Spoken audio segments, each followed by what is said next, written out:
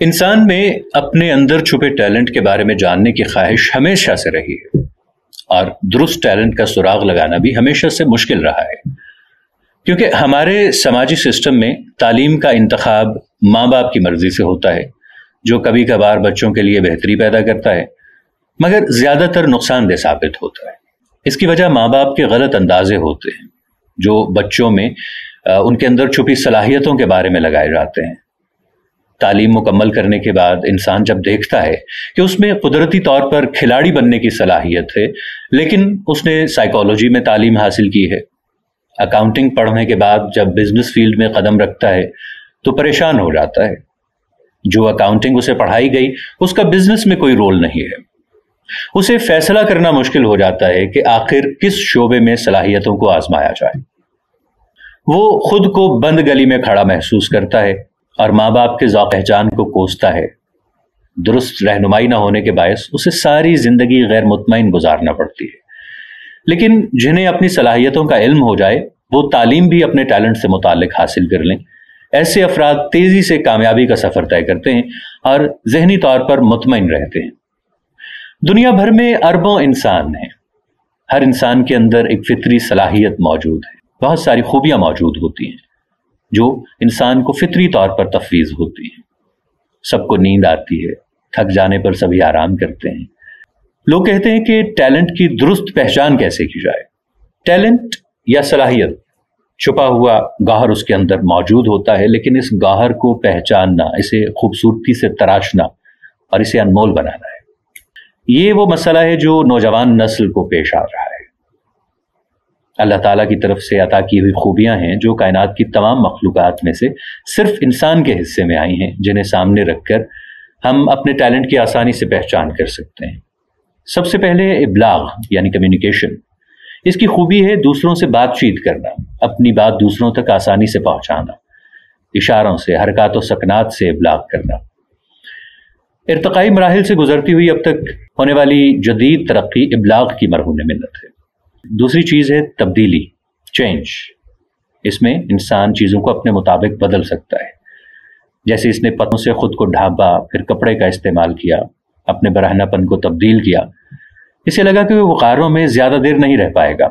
اس نے اینٹیں بنائیں، اینٹوں سے مکان بنائے، اپنی رہائشی ضروریات کو تبدیل کیا۔ تیسری چیز ہے منصوبہ سازی یا پلاننگ۔ پلاننگ سے ٹائم کا ایک بڑا حصہ بچ جاتا ہے۔ انسان 1 منٹ سے ہزاروں سال کی پلاننگ کر سکتا ہے۔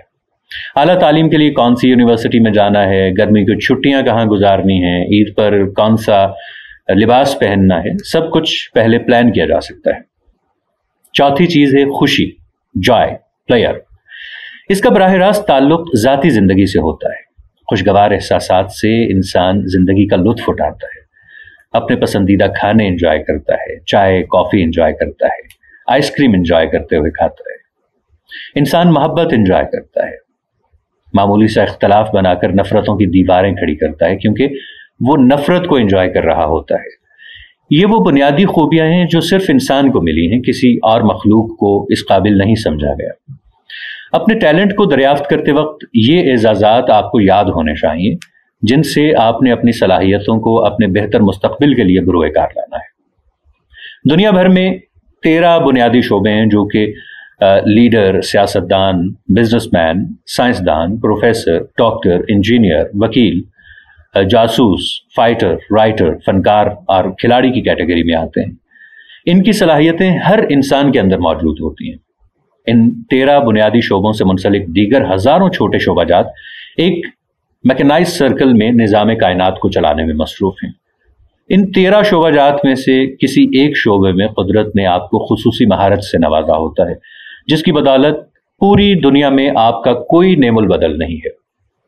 قدرت کی طرف سے عطا کردہ خصوصی مہارت اپنی روزمرہ کی سرگرمیوں میں تلاش کریں۔ کوئی ایسا کام یا عمل ضرور ہوگا جسے دلچسپی اور خوشی سے ماہرانہ انداز میں انجام دیتے ہوئے آپ کو تیزی سے گزرتے وقت کا پتہ نہیں چلتا ہوگا، جس کام سے آپ کی بوریت ختم ہو جاتی ہے۔ آپ کو خود پتہ چل جائے گا کس کیٹیگری میں آپ کی دلچسپی زیادہ ہے۔ اسی کو ٹیلنٹ کہتے ہیں۔ اسے سامنے رکھ کر آپ کو خود اپنے راستے کا تعین کرنا ہوگا، اور جس دن آپ منزل کو پہچاننے میں کامیاب ہو گئے आसानियां खुद बखुद आपके लिए पैदा होने लगेंगी। कुछ लोगों में मल्टी टैलेंट होता है, बैक वक्त कई शोबों में कामयाबी से परफॉर्म कर रहे होते हैं। कुदरत की तरफ से उनके लिए खास इनाम होता है। ये तख्लीक कार होते हैं जिनमें गैर मामूली सलाहियत पाई जाती है। अपनी काबिलियत के लिहाज से दूसरों की निस्बत ये कई गुना ज्यादा मेहनत करते नजर आते हैं। इनकी कामयाबी के पीछे दिन रात की बेपनाह मेहनत होती है, लेकिन आपने डिस्कवर करना है कि इन शोबाजात में से किस शोबे में आप सबसे अच्छा परफॉर्म करने की सलाहियत रखते हैं। लेकिन यहां एक और बात भी मद्देनजर रखना जरूरी है। हमारी जिंदगी में बहुत सारे मशगले होते हैं। हमें म्यूजिक सुनना अच्छा लगता है, शायरी दिल को लुभाती है, फिल्में देखना पसंद है, क्रिकेट मैच से शगफ है। ये हमारे मशागिल हैं, हॉबीज हैं। आप अपने मशागिल को अपनी असल सलाहियत में मिक्स अप ना होने दें, वरना आपको अंदाजा लगाना मुश्किल हो जाएगा कि आपका टैलेंट क्या है, आपकी हॉबीज क्या है। अपने अंदर छुपे गौहर की पहचान करने के बाद आपको फौरी तौर पर एक रोड मैप बनाना होगा। अपने टाइम में रोजाना 3 से 4 घंटे फुटबॉल खेलें, टीवी देखें, वीडियो गेम्स वगैरह खेलें, दोस्तों के साथ वक्त गुजारें। रोजाना 6 से 7 घंटे अपनी सलाहियतों पर लाजमी वक्फ करें। हमारे मुल्क में सियासत और निज़ाम तालीम पर अशराफिया का मुस्तकिल कब्जा है। निजी इंग्लिश मीडियम स्कूल्स जो कि अब कारोबारी इदारे बन चुके हैं, और निज़ाम तालीम पर ये मुस्तकिल काबिज हैं, जहाँ ऑक्सफोर्ड निज़ाम तालीम बड़े फ़ख्र से तलबा के नन्हे दिमागों में ज़बरदस्ती ठोंसा जा रहा होता है। इस निसाब तालीम की 16 साल तालीम में एक बार भी ऐसा निसाबी इम्तिहान या मौका नहीं आता जहां ये चेक किया जाए कि स्टूडेंट में काबिलियत क्या है, उसे तालीम क्या देनी चाहिए। लिहाजा अपने टैलेंट को दरियाफ्त करने के लिए आपको खुद मेहनत करना होगी। तालीम हासिल करके आप डिग्री तो ले सकते हैं, अच्छा खासा रुपया भी कमा सकते हैं, लेकिन आप अपने काम से कभी खुश नहीं होंगे, मुतमईन नहीं होंगे। इसका एक ही रास्ता है कि सलाहियतों से मुंसलिक तालीम हासिल करें और मुस्तक़बिल में वही पेशा इख्तियार करें जो आपकी ज़िंदगी को आसान बना दे।